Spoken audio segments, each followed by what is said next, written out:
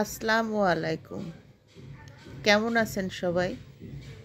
আমি আজকে আবার নতুন একটি রেসিপি নিয়ে চলে আসলাম। সেটি হলো উত্তরবঙ্গের একটি বিখ্যাত খাবার আলুর ঘাটি। এটা খেতে কিন্তু অসম্ভব মজা হয়। তো এখানে আমি 1 কেজি গরুর মাংস নিয়েছি, আর নিয়েছি 1 কেজির একটু বেশি আলু, নতুন আলু। নতুন আলুতে আলুর ঘাটিটা ভালো হয়। আর এই লাল আলুতে সব আলু দিয়ে রান্না করা যায়, বাট এটা দিয়ে রান্না করলে একটু টেস্ট বেশি হয়।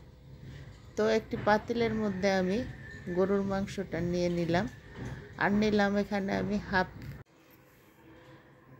কাপ পেঁয়াজ কুচি, 1 টেবিল চামচ আদা বাটা, 1 টেবিল চামচ রসুন বাটা, 1.5 চা চামচ জিরা বাটা, স্বাদ মতো লবণ,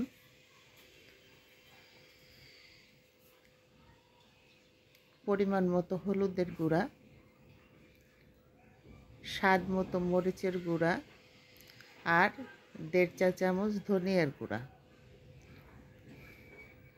মরিচের গুঁড়াটা আমি একটু কমই ব্যবহার করব, এখানে আমি কাঁচা মরিচের ব্যবহারও করব। এই রান্নাটা কাঁচা মরিচটা বেশি দিলেই বেশি টেস্টি হয়, আর মশলা একটু কম দিলে টেস্ট বেশি আসে। তো এবার আমি হাত দিয়ে কষলে কষলে সুন্দর করে মাংসটাকে মাখিয়ে নিব।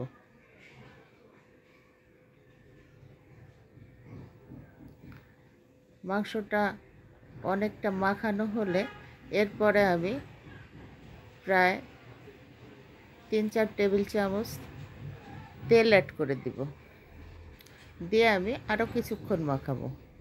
মাখিয়ে এবার আমি আমার হাতটা ধুয়ে সামান্য একটু পানি দিব, যাতে হাতের মশলাটা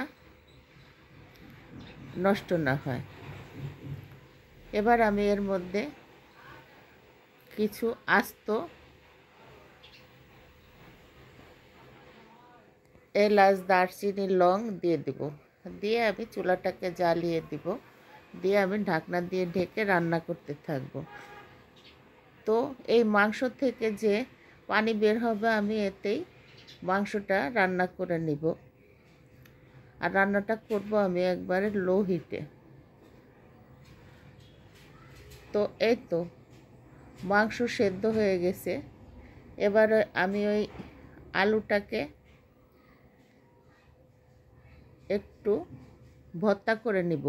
এমনভাবে ভর্তা করব যে একবারে ভর্তা হয়ে যাবে না, একটু গোটা গোটা রয়ে যাবে, একেবারে ম্যাশ করব না। তো এবার আমি মাংসের মধ্যে আলুটা দিয়ে সামান্য একটু গরম পানি দিয়ে আলুটা কষিয়ে নিব। এভাবে আমি 2 বার অল্প অল্প করে পানি দিয়ে আলুটাকে কিছুক্ষণ কষাবো মাংসর সাথে।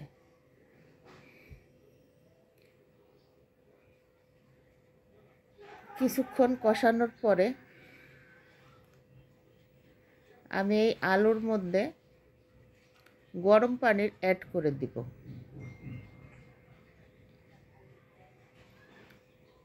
এখানে আমি গরম পানি ব্যবহার করব। এখন এই রান্নাটা হতে আর বেশি সময় লাগবে না, মাংসও সেদ্ধ হয়ে গেছে আর আলু তো সেদ্ধই।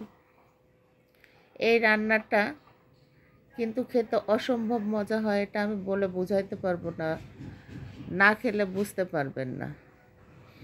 এটা উত্তরবঙ্গের লোকেরা অনুষ্ঠানে করে থাকে।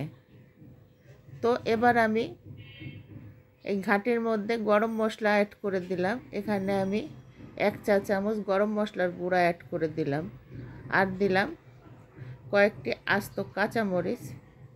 এটা আমি ঝালের জন্য দেই নাই, এটা দিয়েছি ফ্লেভারের জন্য। কাঁচামরিচ দিয়ে আমি মিনিট খানেক জাল করে চুলাটাকে অফ করে দিব। এই তো আমার আলুর ঘাটি রান্না কমপ্লিট। এই রান্নাটা করতে তেমন কোনো ঝামেলা নেই। রান্না করা খুবই সহজ, কিন্তু খেতে খুবই মজা। না খেলে বুঝতে পারবেন না।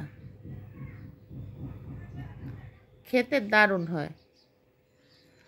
উত্তরবঙ্গের লোকেরা যে কোনো অনুষ্ঠানে এই রান্নাটা বিশেষ করে থাকে। তো এভাবে একবার বাসায় ট্রাই করে দেখবেন।